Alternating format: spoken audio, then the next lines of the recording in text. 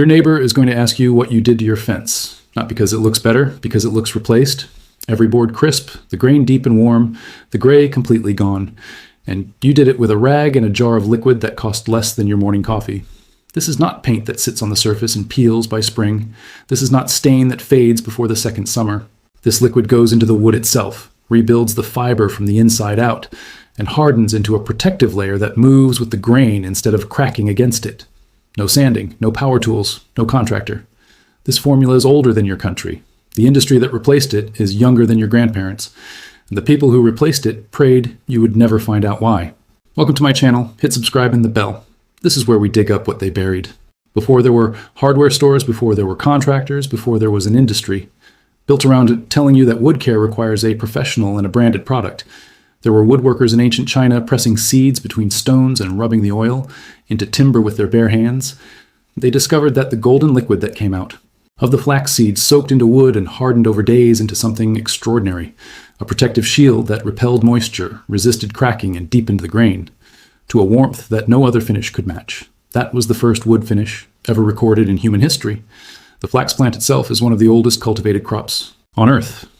Egyptian tombs contain linen woven from its fibers that is still intact after 4,000 years. That is not coincidence. That is a plant with chemistry. So stable it outlasts civilizations. Medieval builders across Europe mixed flax oil with lead oxide to create a harder, faster drying formula. Cathedral doors in Germany, treated with it in the 1500s, are still standing. British naval vessels coated their decks with it before crossing the Atlantic, and the wood survived salt water, tropical sun, and cannon fire.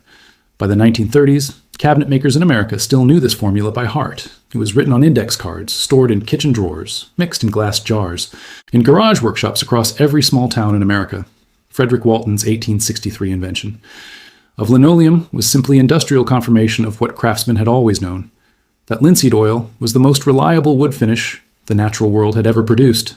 Then one industry made a decision that had nothing to do with your wood, and everything to do with their revenue. Before there were hardware stores, before there were contractors, before there was an industry built around telling you that wood care requires a professional, there were woodworkers in ancient China pressing seeds between stones and rubbing the oil into timber with their bare hands. They discovered that the golden liquid from the flaxseed, soaked into wood and hardened into a protective shield that repelled moisture, resisted cracking, and deepened the grain beautifully. That was the first wood finish ever recorded in human history. The flax plant is one of the oldest cultivated crops on Earth. Egyptian tombs contain linen woven from its fibers that is still intact. After 4,000 years, medieval builders mixed flax oil with lead oxide to create a harder, faster drying formula. Cathedral doors in Germany treated with it in the 1500s are still standing today. British naval vessels coated their decks before crossing the Atlantic.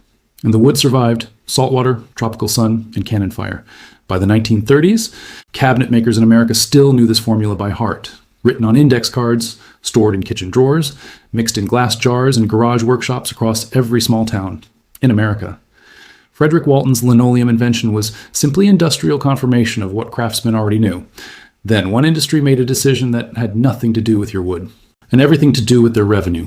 In the 1950s, the petrochemical industry introduced something new: synthetic alkyd resins, polyurethane, lacquer, chemical varnishes that were shinier, faster to apply, and infinitely more profitable to manufacture.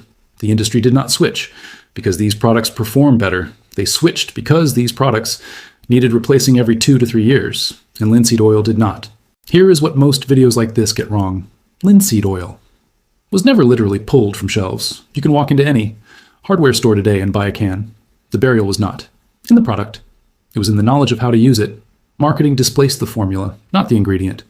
One generation stopped, passing it down because a television commercial convinced them there was a better way. There was not a better way. There was, just a more expensive way. And the mechanism that keeps it buried is elegant in its simplicity. You cannot patent linseed oil. You cannot patent vinegar. You cannot patent turpentine.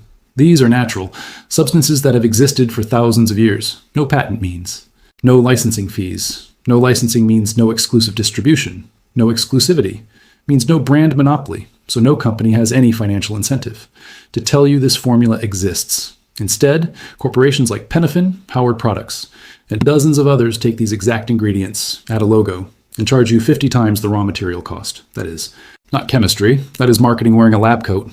Here is what happens at the molecular level when this liquid touches damaged wood. Linseed oil is a triglyceride with an unusually high concentration of alpha-linolenic acid, a polyunsaturated fatty acid that reacts with oxygen through a process called autoxidation. When you rub it into wood, it does not sit on the surface. It penetrates deep into the cellular structure of the timber itself. Once inside, the fatty acid chains begin cross-linking with each other, forming a flexible polymer network that fills every pore and becomes part of the wood fiber permanently. A study in the Journal of Coatings Technology confirmed that linseed oil penetrates up to 4 times deeper than synthetic polyurethane. Polyurethane sits on top of the grain like a plastic shell, and one crack in that shell lets moisture rush underneath. That is why polyurethane decks peel, blister, and gray within 3 seasons. Now add white vinegar and something precise happens.